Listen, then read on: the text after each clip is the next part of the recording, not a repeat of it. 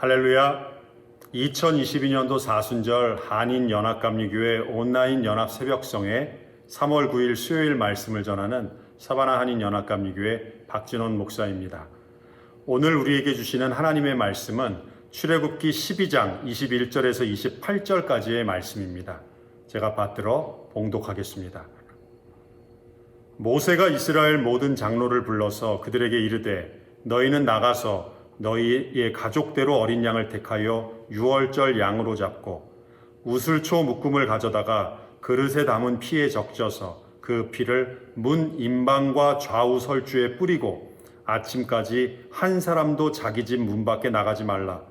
여호와께서 애굽 사람들에게 재앙을 내리려고 지나가실 때에 문 임방과 좌우 문설주의 피를 보시면 여호와께서 그 문을 넘으시고 멸하는 자에게 너희 집에 들어가서 너희를 치지 못하게 하실 것임이니라.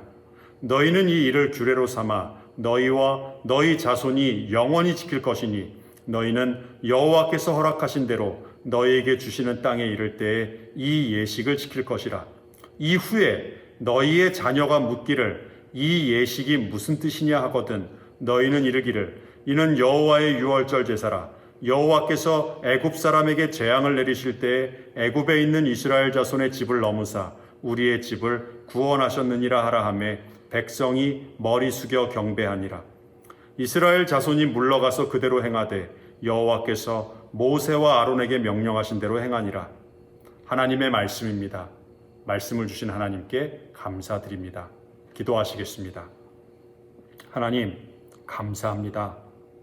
오늘도 우리에게 새날을 주신 하나님의 은혜와 사랑에 감사드립니다.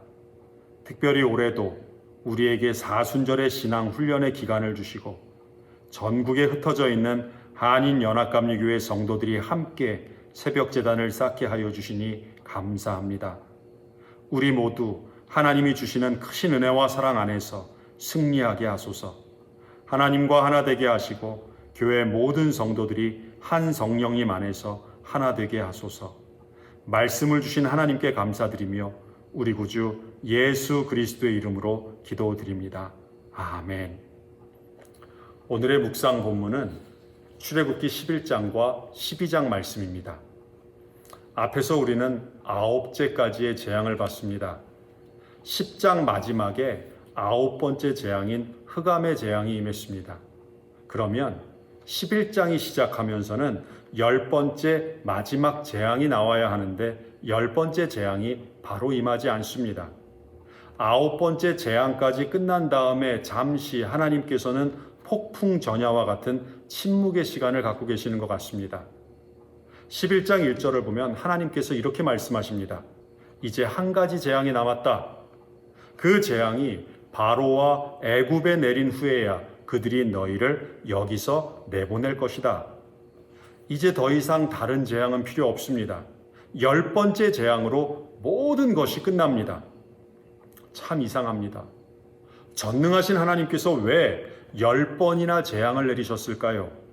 하나님은 이스라엘 백성과 애굽 사람들 모두에게 회개할 기회를 주셨습니다. 예언자들의 메시지의 핵심 내용은 회개하라입니다. 회개해야 살 수 있습니다.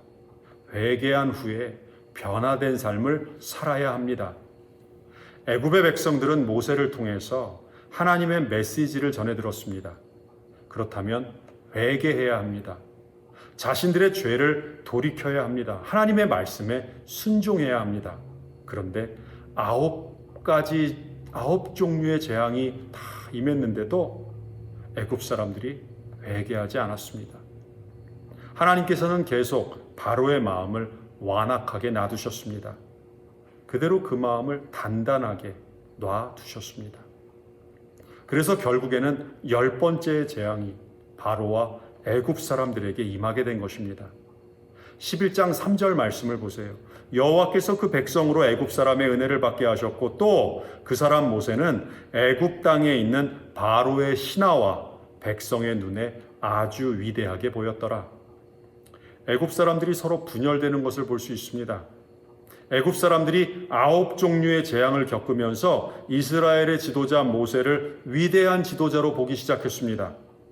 애굽 사람들이 이스라엘 백성들에게 은혜를 베풀고 있습니다. 하나님께서 이렇게 만드셨습니다. 하나님이 애굽에 내리시는 재앙이 지속되면서 바로와 바로의 신하들이 분열되고 바로와 애굽 백성들이 서로 분열되는 것을 볼 수 있습니다. 반면에 이스라엘 백성들은 지도자 모세를 중심으로 하나가 되어가고 있습니다. 하나님은 한 하나님이십니다. 한 성령님이십니다. 그래서 그리스도인은 한 성령님 안에서 하나 될 수밖에 없습니다. 교회 안에서 만약에 분열이 일어난다면 그 이유는 단 한 가지입니다. 성령 안에서 하나 되지 못하기 때문입니다. 10번째 재앙은 너무나도 무서운 재앙입니다. 처음 난 것을 치신다는 하나님의 예언입니다. 너무나도 무서운 심판입니다. 그래서 하나님께서도 9번째 재앙까지 마치시고 애굽 사람들에게도 회개할 수 있는 기회를 주신 것 같습니다. 그런데 바로가 하나님의 예언의 말씀을 듣지 않았습니다. 하나님은 9번째 재앙을 내리시고 마지막 10번째 재앙을 내리시기 전에 마지막 기회를 주셨습니다. 9번째 흑암의 재앙이 끝나고 10번째 재앙이 있기 전에 하나님께서는 먼저 첫 태생의 죽음을 경고하셨습니다. 그리고 12장에서 첫 태생의 죽음을 피할 수 있는 방법을 알려주셨습니다. 유월절입니다. 유월절에 대해서 말씀하고 있습니다. 유월절은 영어로 Passover라고 부릅니다. 넘어간다 라는 뜻입니다. 히브리어로 유월절을 페사흐라고 부릅니다. 지나가다, 넘어가다라는 뜻을 가지고 있습니다. 여호와께서 애굽 땅에서 모든 처음 난 것을 치셨던 밤이 있었습니다. 그 밤에는 애굽 사람들의 큰 부르짖음이 밤새 온 애굽 땅을 울렸습니다. 하나님께서 애굽 땅에 있는 모든 처음 난 것을 다 치셨습니다.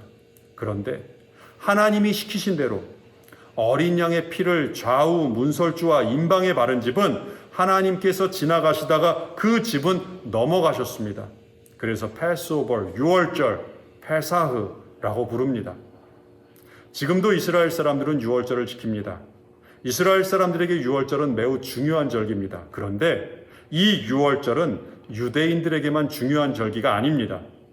유월절을 시작으로 해서 50일째 되는 날을 오순절로 지킵니다.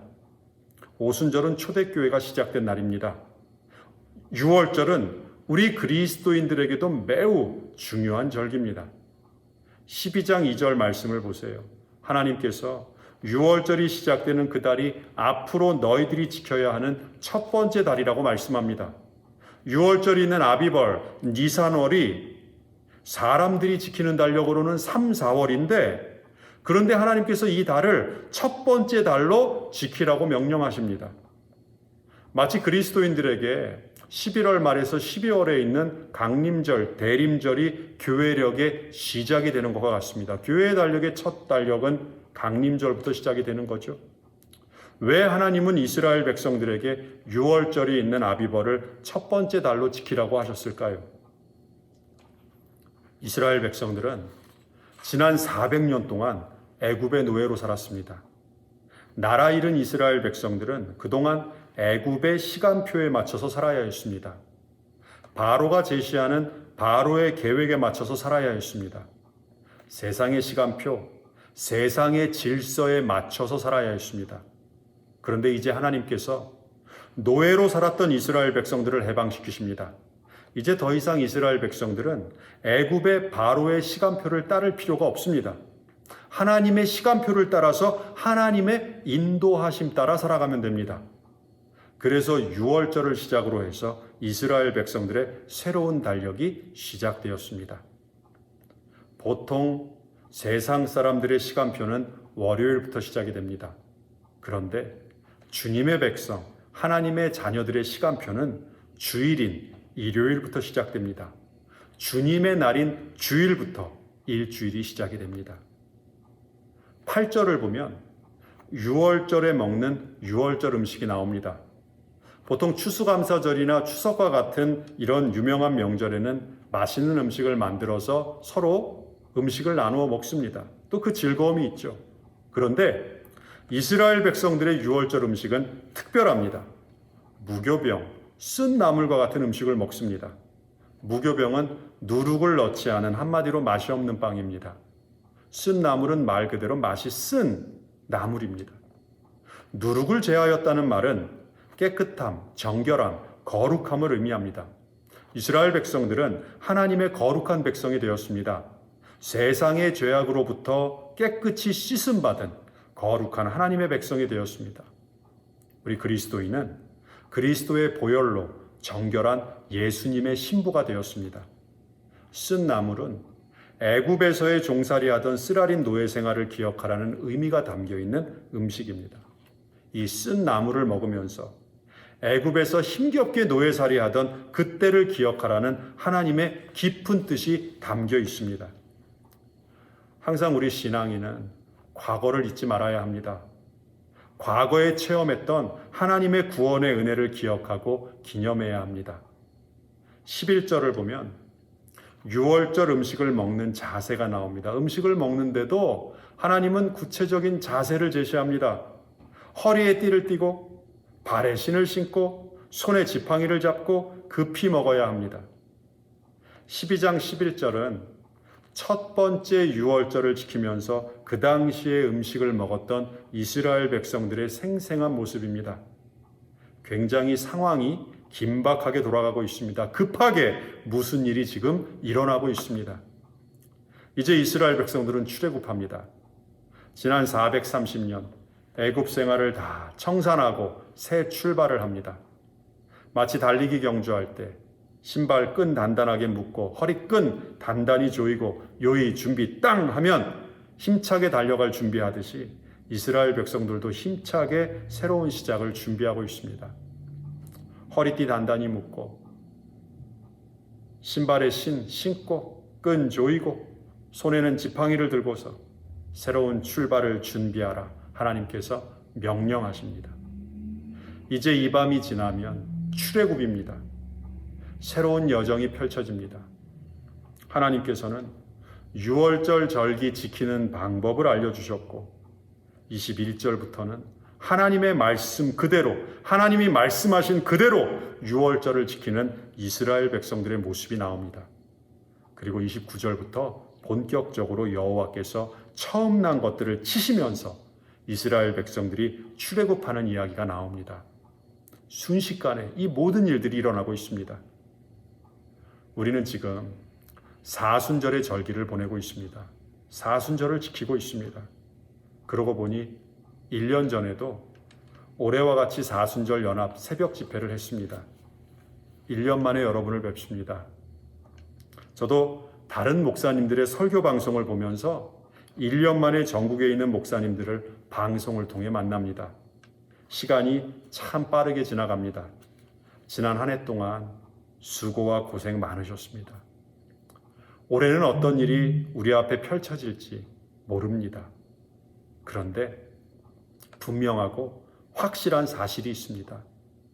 하나님은 마지막 10번째 재앙을 주시면서 하나님의 백성들에게 그 재앙을 피할 수 있는 길 또한 보여주셨습니다.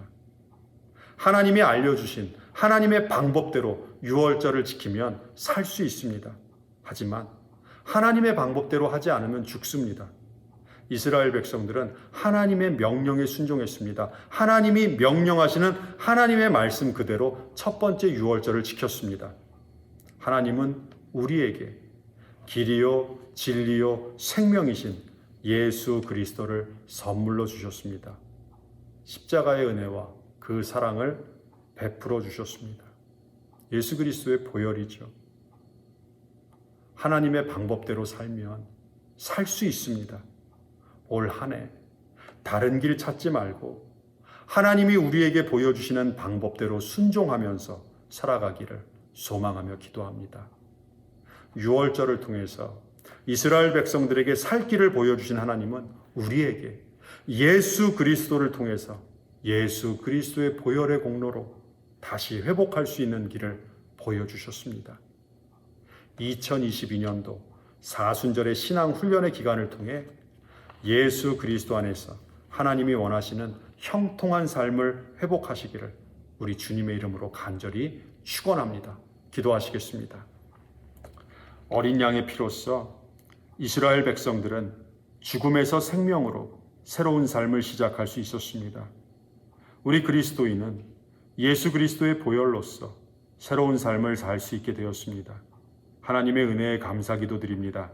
하나님의 사랑과 그 크신 은혜를 늘 기억하면서 살아가게 하소서. 우리 구주 예수 그리스도의 이름으로 간절히 기도드립니다. 아멘.